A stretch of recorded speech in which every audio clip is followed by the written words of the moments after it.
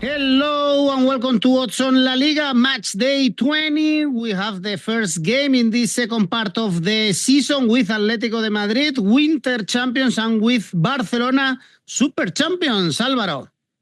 Super champions, yeah. After beating Real Madrid, it could have been worse because Barcelona was winning 5-1 at the time that 𝗀𝐻𝗔𝗍 was sent off and then Real Madrid scored one goal but couldn't come back. It was very impressive, I have to say. All the admin part aside, with Dani Olmo being able to play that game and Laporta just misbehaving in the Super Cup semi-final VIP box in Jeddah or in Riyadh, I don't remember where it was. Aside from that, Barcelona's game was very good and they played very well. And I have said many times this season that I think that when Barcelona plays well, it's the best team in La Liga. But that doesn't take them to the top spot of the league because, as you know, Edu, Atlético de Madrid is top in the league, Real Madrid is the second, Barcelona is the third. So the biggest two news from last weekend were, yes, Barcelona winning the Super Cup, but we have to flag that Atlético de Madrid won their 14th game in a row. That's why they are top in the league. It's incredible. 2.5 months ago, they were 10 points away from Barcelona. In 2.5 months, they have collected 16 points more than Barcelona. And that is something that we shouldn't overlook. The team in form right now is Atlético de Madrid. Indeed, I started saying that. Atlético de Madrid, winter champions, 1 point ahead of Real Madrid, 6 points ahead of Barcelona, and Barcelona had have a very tough game in Getafe. So stay with us, of course. Leave your comments. We love La Liga. Press the like, subscribe. Let's go on now with the show.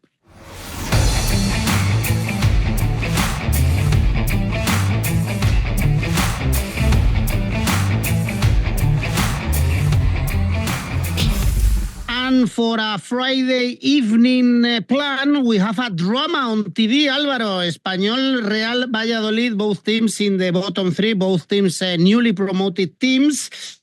And Espanyol only 1 point away from salvation, only drew with Leganés, 3 draws in the last 4 games. Valladolid, key win at home against Betis. Away, they are very poor actually, only 1 win against Alavés and only 6 goals scored away from Zorrilla. Yeah, only 6 goals scored away from Zorrilla. And very poor performances as well all around. Goal differential of -24 for Valladolid. Not that Espanyol has been much better. Espanyol has only 1 more point than Valladolid right now. But, you know, they are playing at home and I'm gonna lean towards them, just plain and simply because they are playing in front of their crowd, and this is the kind of game in which Espanyol should make the job, and at least they put some pressure on Valladolid by getting 3 points here. I think that Espanyol needs the win as much as Valladolid because Espanyol hasn't won a football game since November. At least Valladolid's recent form is a little bit more hopeful because they got 6 points out of the last 9. But putting that aside, both teams are really poor, and I believe that Espanyol has a little bit more of everything. I mean, they have scored more goals than Valladolid, 4 more.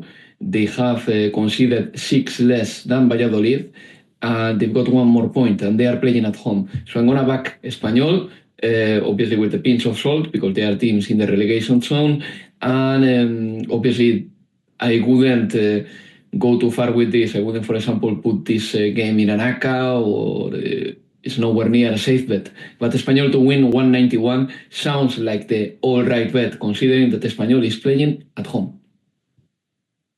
Well, the draw pays 3.5, a lot of draws recently for Espanyol, and also against direct rivals, as we saw against Leganés last weekend. I wouldn't be surprised if both teams go again to Segunda División. Next game on Saturday, Girona, Sevilla. Really good odds to back Girona. I don't know if you agree with me, Álvaro, but I expect a better Girona in this second part of the season without Champions League, only 2 games left, without the Cup. They were very lucky to get the win against Alavés, and they are very close to the European spots. We cannot say better things or good things for Sevilla, looking bad in this start of the year. They were lucky to get the draw in the last minute against Valencia, they are out of the cup, and now even outside problems with Quique Salas having problems with the police because of online betting. Yeah, exactly. And, Quique Salas is not the most important player of Sevilla, but is one of these footballers that belongs to the core of Spanish players, and I think that some of them have to step up at Sevilla, especially since the departure of Jesús Navas.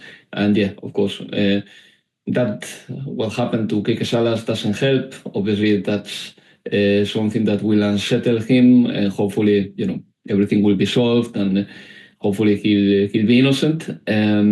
But what I mean with all this is that, it's important for Sevilla to have some local or national footballers who are actually identified with the project, and that help. Some of the best Sevillas, they always had one or two footballers of this profile. And now I'm not too sure. I mean, apart from Isaac up front, who probably will have to take that responsibility.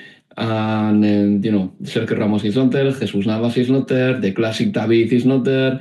So you start counting, and you see that Sevilla has changed many players over the last 4 transfer windows, and the project is still not consolidated, it's not settled. And on top of that, Sevilla every year seems to repeat the same story.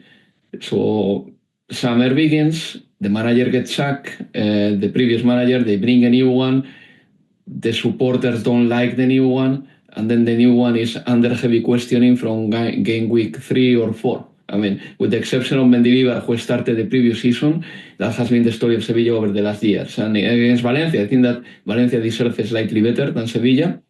Sevilla is a team that depends a lot on 𝗀𝗵𝗂𝐿, but 𝗀𝗵𝗂𝐿 can be slightly inconsistent as well. The goals are not coming. Sevilla has scored only 21 in 19 games, and they got 23 points. I mean, Girona is a better side right now. Girona is a better team because they got 28 points. They got 2 straight wins recently, and they have had to juggle between European football and league football. This is their first ever experience doing that, and I believe that they have done it more or less commendably. Having 28 points in the league, as many as Real Sociedad, after 19 games, tell you that Girona is in the mix to qualify for Europe again. In fact, if it wasn't for Mallorca, I think that more or less the teams that are first to 7 are the same ones that they were last season in that position. And Girona, I think that are favourite for this game. Ángel Herrera is missing, yes, and that's something important for them because Van de Beek cannot offer the same, physicality as Ángel Herrera in midfield. But Sevilla, is not perfect either. They're having some problems right now. Saúl, for example, is one of the signings that hasn't worked. The midfield doesn't organize a lot. I'm going to go for Girona. I think Girona has a better style and more consolidated idea. So I will go for an Asian handicap minus 0.25 for Girona, 163. And Girona to win pays 188. I could take it as well. I like a lot Girona to win. What a surprise that Saúl Ñíguez or Iheanacho are not working in Sevilla. No one could have thought about it. No. Oh my God, this Sevilla are doing very strange things. They are 7 points away from relegation and 7 points away from Europe, but I have the feeling that they are going to be closer to the bottom 3 than to the European spots until the end of the season. Only thing, Edu, in winter, they will try to improve the squad, but the sporting director of Sevilla, Víctor Horta, with money in his hands, for me is a dangerous man. He brought Rubén Vargas, let's see, the Swiss international. It's not a player that I love particularly, but could help.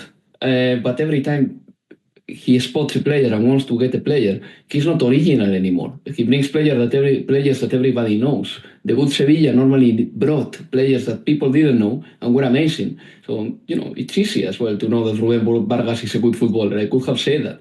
It's easy to... The only signing that I thought that could have been clever was 𝗀𝗎𝗓 from Karabakh, but unfortunately has left to Flamengo because Flamengo could pay 𝗀𝗎𝗓 more than Sevilla, which is astonishing. I can't wrap my head around it. Well, next game is Leganés Atlético de Madrid. This is a derby in the Spanish capital with Leganés 3 points away from the relegation spots. They did a very good half part of the season.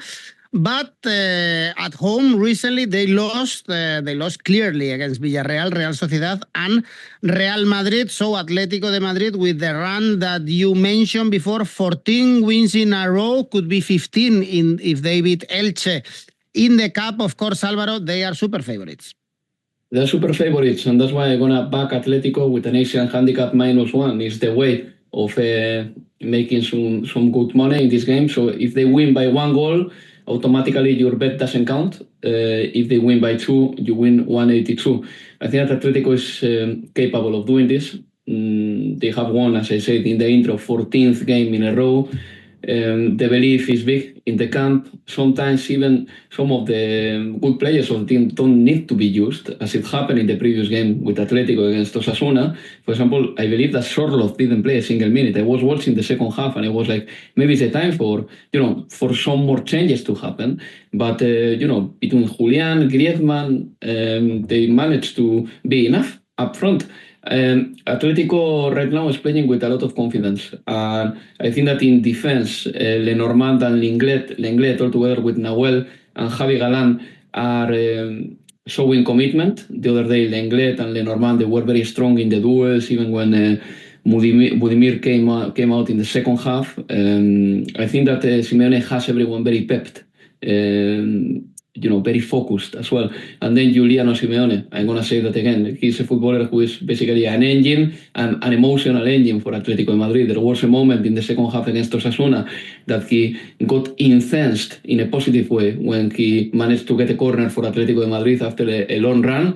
So, more or less the team knows what they are doing, the commitment is there, and right now they are in a great moment. Whereas for Leganés, as you say, 3 straight losses at home, against the likes of Real Madrid, against the likes of Real Sociedad and Villarreal. Not that Leganés is a bad team, but obviously they find it more difficult to win without, for example, a player like Oscar, who was sent off and he's still suspended, Juan Soriano, and on top of that, it's plain and simple. I mean, Atletico de Madrid is in a good run. They are playing away against a team that got promoted last season, and Leganés hasn't won this year. So I'm going to go for Asian handicap -1 for Atletico de Madrid over 180. And the next game, Betis Alavés. Alavés had a cruel defeat against Girona in the very last minute. Also dropped points against Valencia in the very last minute. So no wins with the new manager and only 1 point away from the relegation. Therefore, Betis are favorite for this game, Alvaro, although they are not doing a remarkable season so far, especially in La Liga. They have many financial issues and they are very inconsistent. Yeah, very inconsistent. Well, they've got financial issues to the point that they have to let go one of the players that I thought he could have a certain future at Betis, like a 𝗀𝗛𝗿𝗀, who, by the way, in midweek scored for Como against Milan. 𝗀𝗀𝗿𝗀 was not a bad player.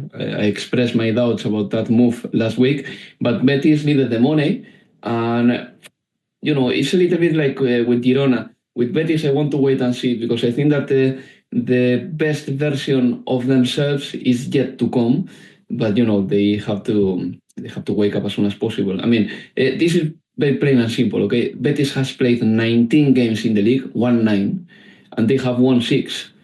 It's a poor turnout. Then yes, they drew 7, and that's why they are just in the top half of the table. But winning 6 games is not enough. I want to cut some slack for them and say that they have had a few injuries and they have suffered as well in the Conference League, so they have found it difficult to juggle between Europe and domestic football. But with 𝐬𝐭𝐴 back, this is a new Betis, and 𝗲𝐿𝐴 and 𝘍𝐿𝐴 can do things together that Betis couldn't do in the first half of the season. Thing is, 𝘍𝐿𝐴 is not ready for this game, but I still believe that Betis can win it. And, I'm going to back them. Betis to win 171. Plain and simple, because Alavés still doesn't look too good to me. It's a team that doesn't have so far the ingredients to be competitive away from home. And this is very important. They have only won one game away, only one, and it was in August. But away from home, their form has been really poor. In fact, the last time Alavés won a football game, it was the 1st of November.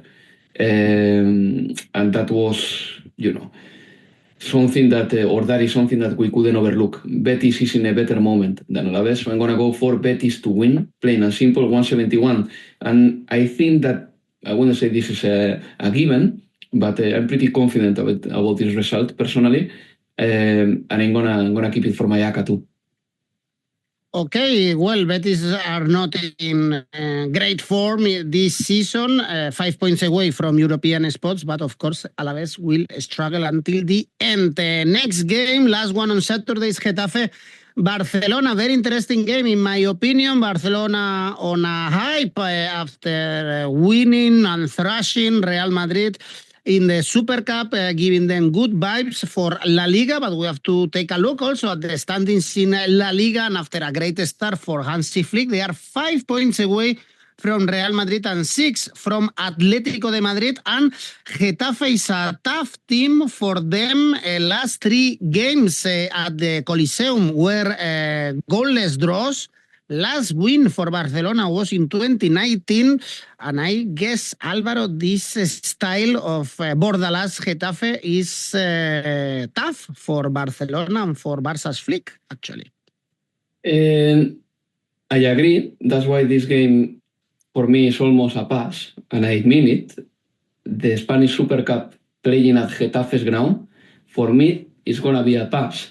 Even though I could back Lewandowski to score, I have the feeling that Lewandowski in this kind of games may have an impact, especially because Barcelona will cross the ball a lot in the box, because at some point Getafe will have to defend in their own box.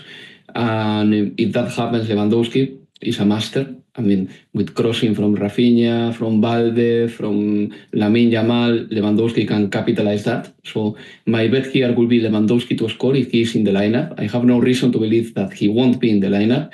Otherwise, this is a pass because, as you well said, Getafe historically has been a tough rival for Barcelona at the Coliseum. And just to give you an example, in 2011, they beat Guardiola's Barcelona. If we go further back, for example, in 2007, they beat Frank Rijkaard's Barcelona 4-0 in the Spanish Cup. That goal, by the way, or that win, was the second leg of that game in which Messi scored that beautiful Maradona-style goal. But I mean, history aside, I think that going to Getafe is difficult for Barcelona, historically. I think that the numbers prove it. And I think that this Barcelona is better than Getafe. Of course, how couldn't I? They were fantastic in the Super Cup, but I think that Barcelona has the formula to beat the great teams this season. They have beaten Real Madrid twice. They have beaten Bayern, for example. They haven't beaten Atletico, but they played very well against Atletico. But then in the smaller games, sometimes Barcelona suffers a little bit, especially lately, from November onward. For whatever the reason, I don't think it's an attitude reason. I think it's something else that I cannot define very well. But, this game fits that profile. Barcelona is the favorite against a team that is very good at home, in my opinion. And Getafe especially, with the little goals they have scored, they have managed to have 19 points. They have scored only 13 goals. So it's difficult. It's very difficult to go there. So this is a pass for me. Otherwise, Lewandowski to score. And just very quickly, let's see how Araujo plays in defense, because so far 𝗵𝗵𝗍𝗂 and Íñigo Martínez have had a very good understanding between themselves. But now Íñigo Martínez is going to be out for 4 weeks, 6 weeks maybe. So let's see how that pans out, because one of the secrets of Barcelona has been that every player knew the system very well and the high line very well for the offside reasons. I want to see if Araujo is that committed and that knowledgeable when it comes to 𝗵𝗵𝗍𝗂 Flick's system.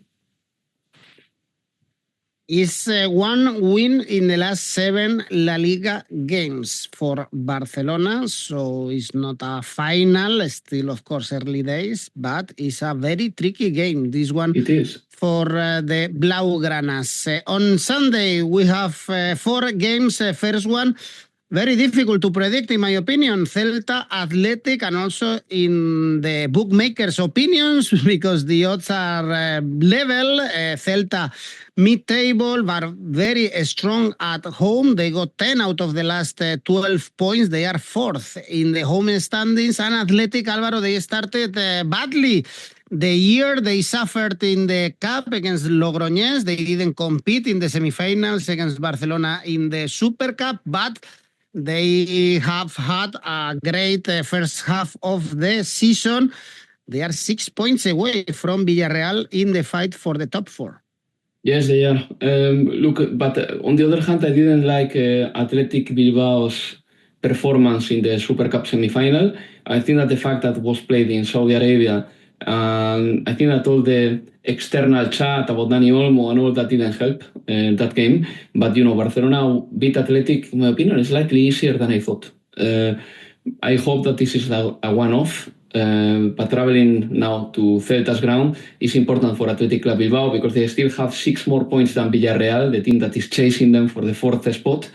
And it's important for Athletic Club Bilbao not to give options to Villarreal, not to make them believe that they can be caught.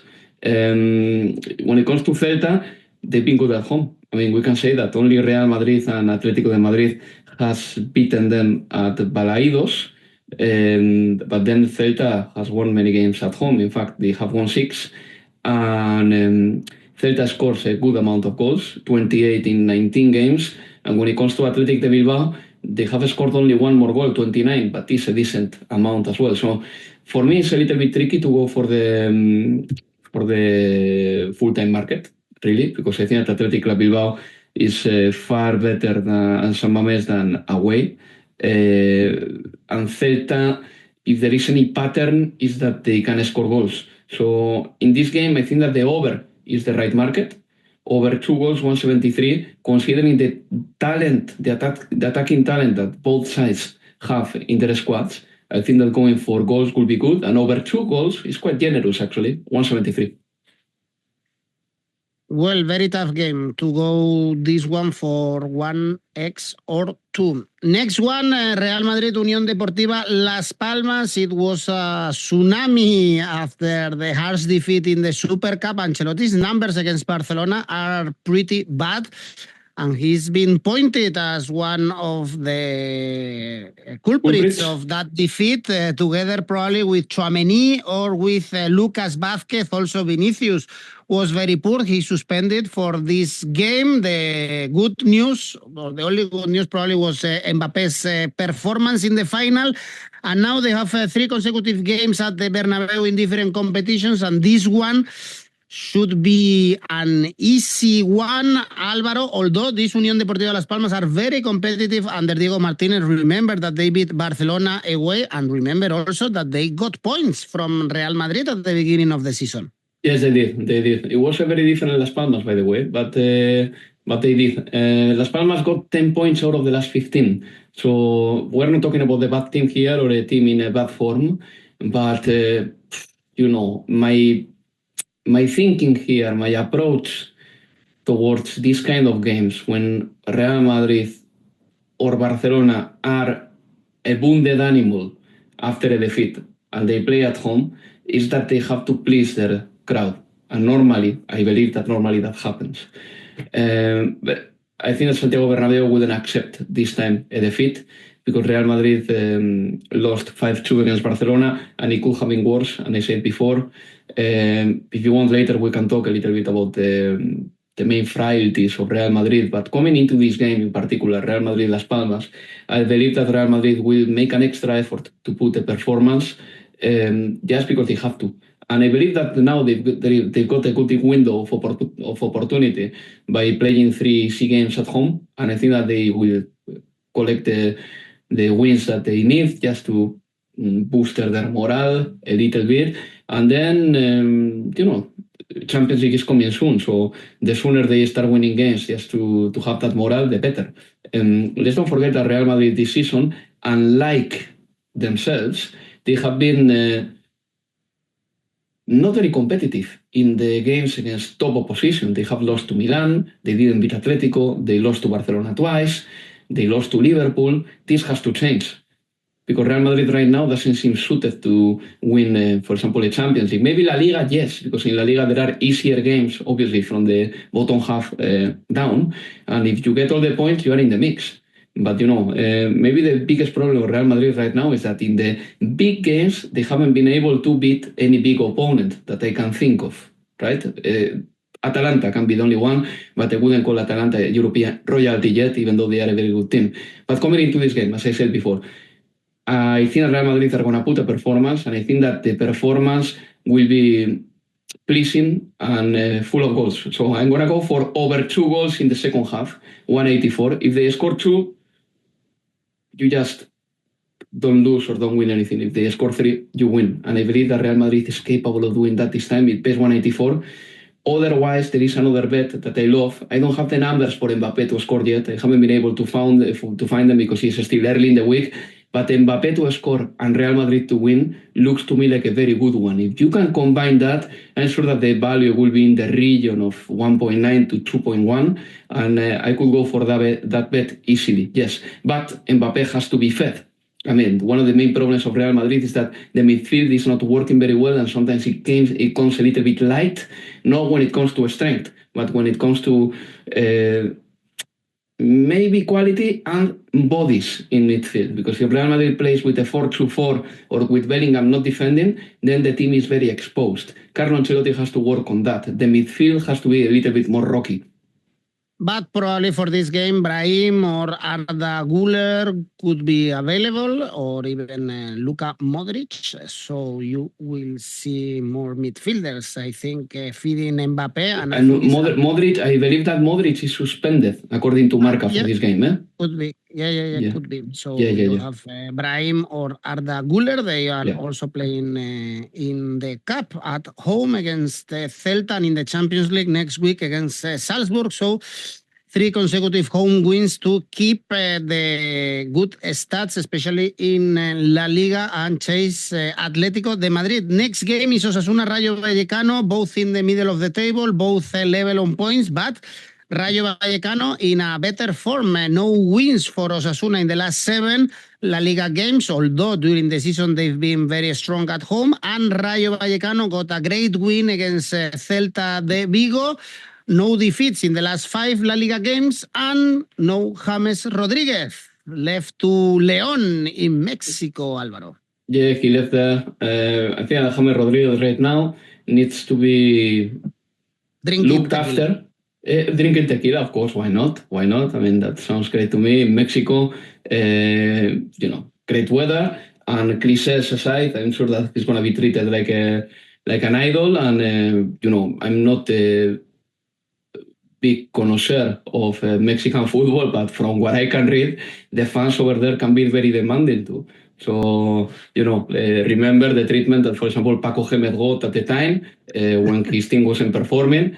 And, hopefully James Rodríguez will still play for Colombia. I mean, not being great at club level hasn't been an obstacle for James Rodríguez to perform with Colombia. So hopefully he will keep this level at least for the national team.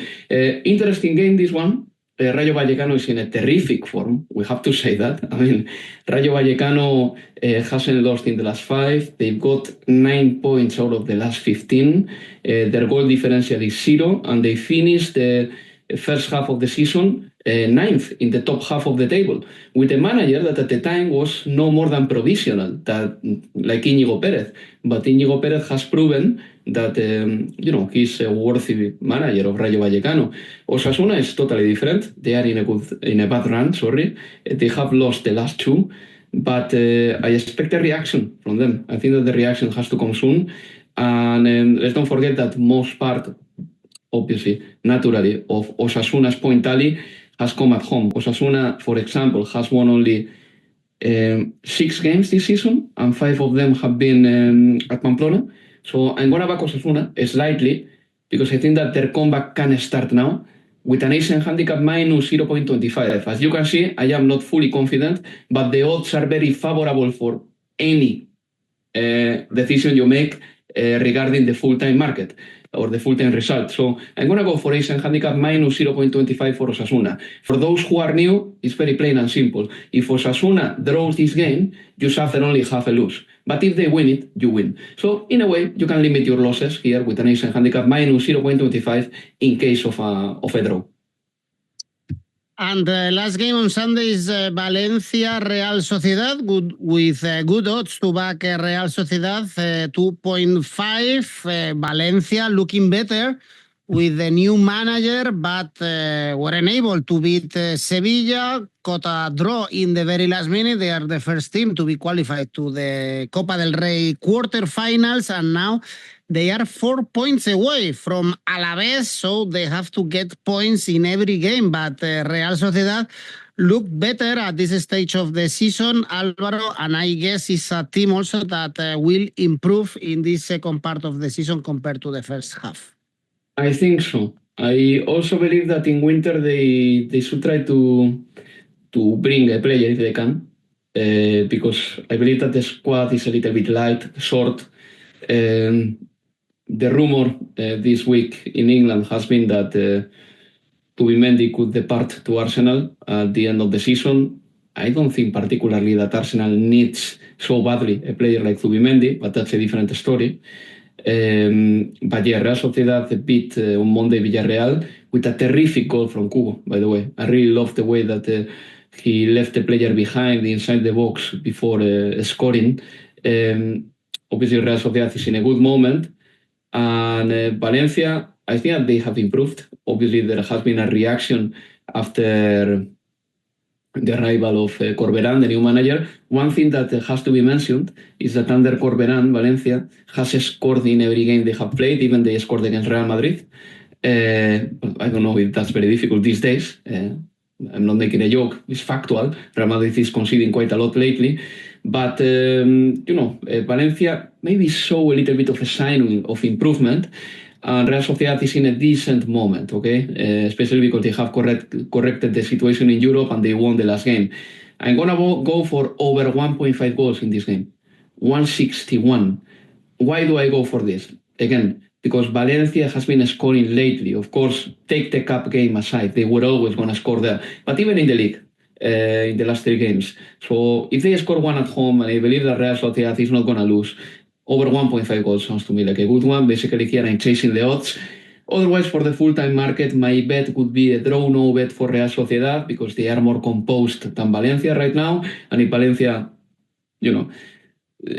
starts the game behind in the scoreline, they can get dangerous and the atmosphere cannot be the best. So draw no bet for Real Sociedad will be 170, yes, but I prefer over 1.5 goals. Okay, and for Monday we have Villarreal Mallorca, 6 points away from Athletic. As I said at the beginning, Villarreal, it's only 1 win in the last 7 La Liga games, and Mallorca also showing bad numbers. Recently, they are actually 11 on points with Villarreal, and on the contrary, I expect them to do a worse second part of the season because it's been brilliant so far, I would say, for Mallorca in La Liga. It's been brilliant, yeah. I mean, 30 points is terrific with a new manager like 𝗍𝗏𝗏𝗏𝗏. In my opinion, the template was already there because Javier Aguirre didn't do a bad job at Mallorca. Not at all. And 𝗍𝗏𝗏𝗏𝗏 just went there and probably with a lot of information about what was needed, he improved what he found.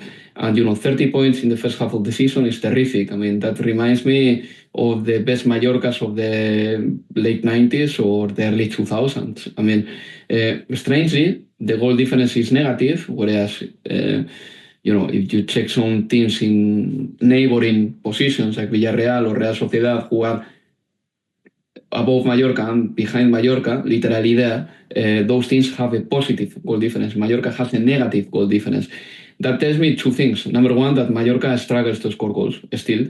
And number 2, that even with that, they've got this Getafe-like characteristic that makes them get many points despite their difficulties with scoring. So that's a sign of competitiveness, but in the long run, that costs you. So I agree with you. I think that little by little, Mallorca should drop in the table, and Villarreal should be aiming for Champions League spots.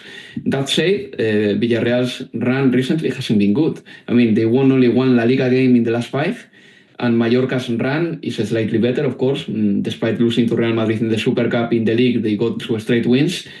But, for this game, I'm going to go for both teams to score. I know that Villarreal didn't score against Real Sociedad, but Villarreal at home scores and concedes. I mean, the games over there at El Madrigal tend to be quite entertaining. So both teams to score pays a really decent money, by the way, 2.0.